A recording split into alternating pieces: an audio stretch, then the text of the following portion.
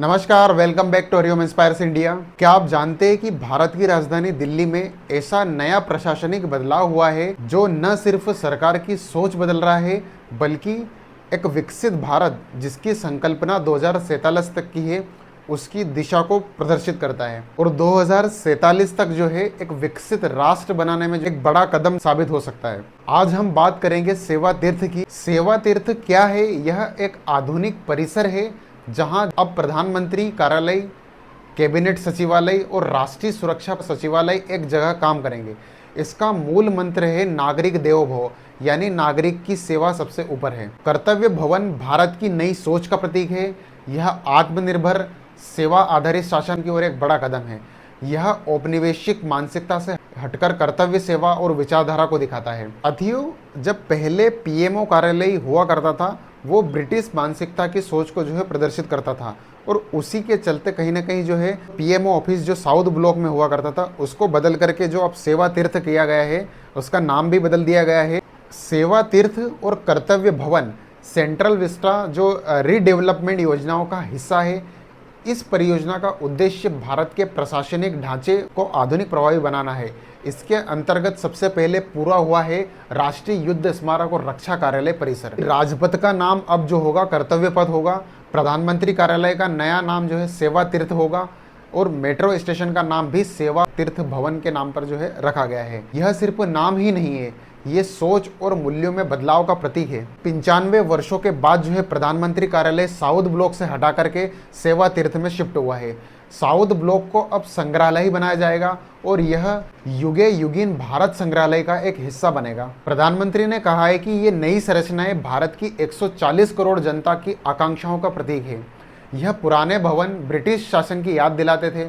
यहाँ नई इमारतें सेवा, उत्पादकता और नागरिक केंद्रित शासन को जो है बढ़ावा देगी। इसका लक्ष्य क्या है? भारत को 2047 तक विकसित राष्ट्र बनाना है। सेवा तीर्थ और कर्तव्य भवन सिर्फ इमारतें नहीं, ये नए भारत की सोच, नए शासन की दिशा और नए मूल्य का प्रतीक है।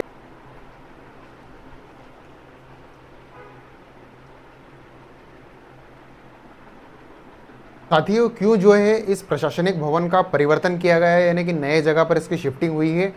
प्रधानमंत्री का न केवल सिर्फ संसद में भाषण देना काफ़ी नहीं होता है, उनका भी एक कार्यालय होता है जिसके चलते कहीं ना कहीं एक पीएमओ ऑफिस पुराना हुआ करता था और उसमें प्रधानमंत्री बैठते हैं और वहीं से सभी कार्यों का जो है संचालन होता था।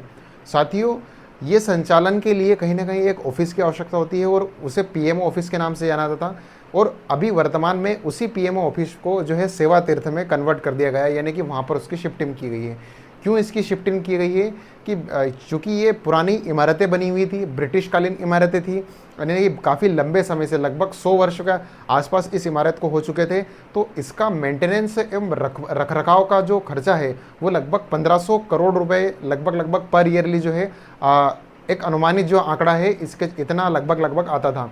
तो यह एक काफ़ी बड़ा आंकड़ा होता था इसके मेंटेनेंस और सुरक्षा के दृष्टिकोण को रखते हुए।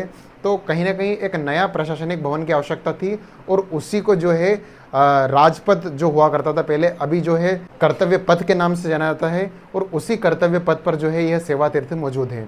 साथियों, और उसी सेवा तीर्थ के अंतर्गत अब प्रधानमंत्री मोदी अपना कार्यालय का जो है संचालन करेंगे और सारे ऑफिसेस को जो है एक जगह पे जो है कन्वर्ट कर दिया गया है, एक ही जगह पर लाया गया है जहां पर जो भी योजनाएं होती है, जो भी प्रधानमंत्री कार्यालय के अंतर्गत जो भी कार्य होते हैं, सारे जो डिपार्टमेंट्स होते हैं उनका जो एग्जीक्यूशन होता है वो एक ही जगह से किया जाएगा। साथियों, यह एक नए भारत, श्रेष्ठ भारत एवं विकसित भारत की संकल्पना को अवश्य जो है प्रदर्शित करता है।